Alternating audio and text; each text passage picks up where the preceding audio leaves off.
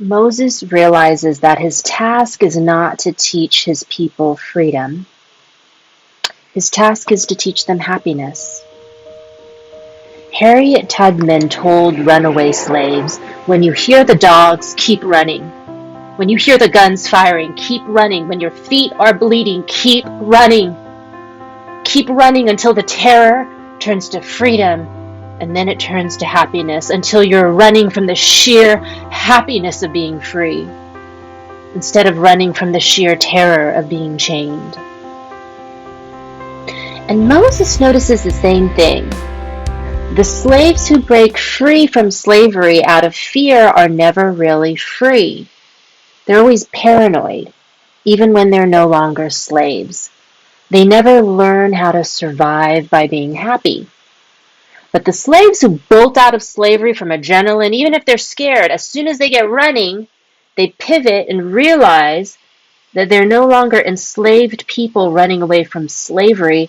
They're free people running towards freedom. And these people, Moses notices, they free before they're free. They know they have a job before they get the job. They know they have a loving life partner before they even get a loving life partner. And they know they have a home before they get a home. These people are happy before they're happy. They know how to survive by being happy. And Moses just gets it. You have to be happy before you can be free, or else freedom will scare the bejesus out of you.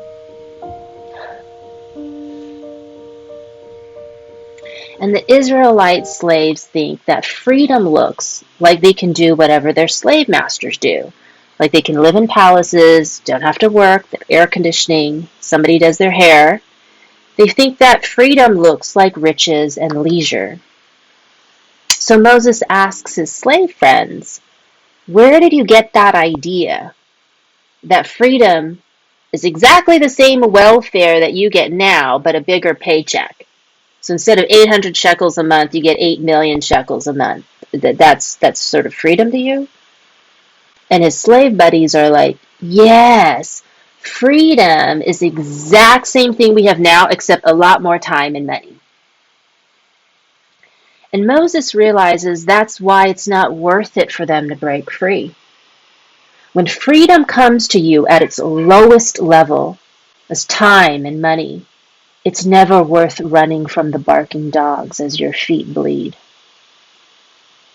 The slaves were taught the lowest level of freedom by their Egyptian captors.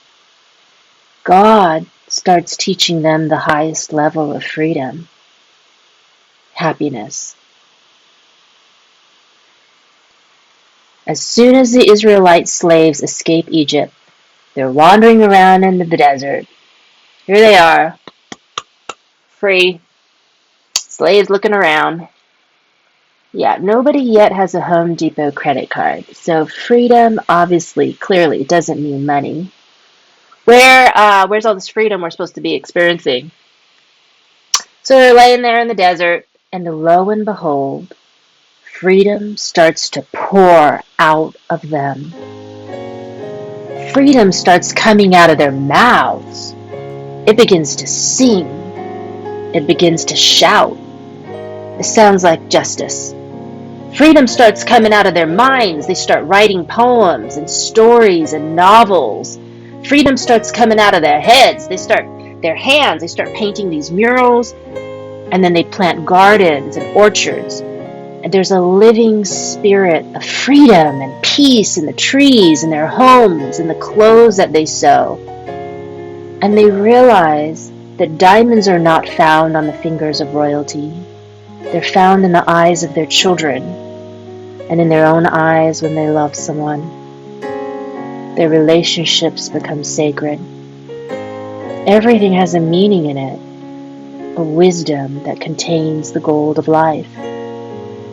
They thought freedom meant time and money, but that's not what God means when God sets you free.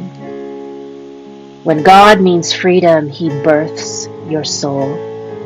At the highest levels, freedom is an artistic birth of self-love. The world teaches you the lowest level of freedom. They teach you that your tongue is meant to taste champagne and $14 truffle fries. It's also meant to taste truth. They teach you that sweat is from hard work. Sweat is also a byproduct of the joy of becoming yourself. We think of freedom as a burden, a weight, we want to dump it. God thinks of it as wind, as a pair of wings that we want to ride. A little bit more money or time, even a lot more money and time, never once motivated anybody I knew to leave their abusive marriage, to start exercising, or to quit their dead-end job. That kind of freedom doesn't motivate you to break free. You said last week the reason why you broke your chains, even though you were freaked out, scared, is because you did it for the highest reason, yourself. You didn't do it for someone else. You didn't do it for money. You didn't do it for time, because I've offered people more money and more time and they won't take it. You did it for your soul, which is proof that the lowest level of freedom is freedom from someone else or something else that prevents you from being happy. And the highest level of freedom is freedom towards something that makes you happy.